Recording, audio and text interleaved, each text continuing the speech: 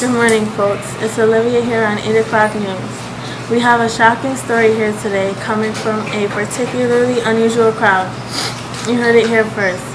Yes, America, the disabled are speaking out about the way they are being treated. As it seems, they will not stand for it any longer after today. Here's a little about the topic. Disability rights movement is the movement to secure all equal opportunities and rights for people with disabilities.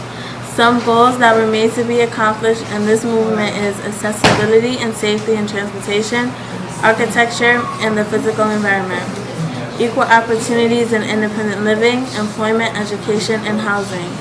There were people who helped us gain knowledge and successes with this issue.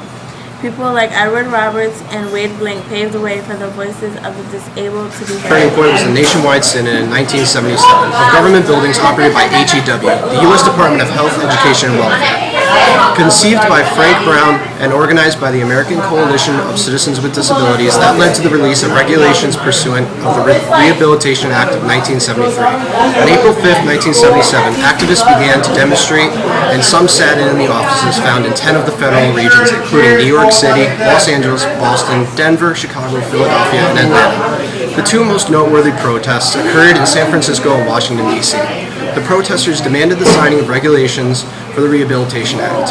There were about 300 people in Washington, D.C. who marched to and then demonstrated inside the HEW building where Secretary Joseph Califano's office was. He was the person who was to sign the regulations, but was delaying the process. Although he met with a few protest representatives, including Frank Bowe, he still did not sign. This action led many protesters to continue their sit-in overnight, but they then left after 28 hours. The most successful sit-in occurred in San Francisco, led by Judith Heumann.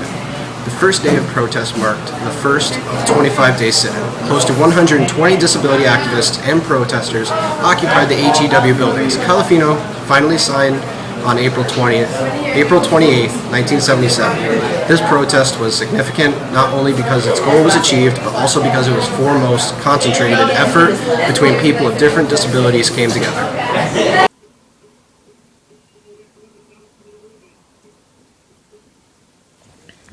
The following video shows the procedure for a disabled person to enter a bus using wheelchair lift.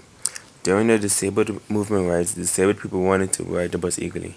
In 1978, Wade Blink founded ADAPT, American Disabled for Public Transit, was intended to have wheelchair lifts on buses. ADAPT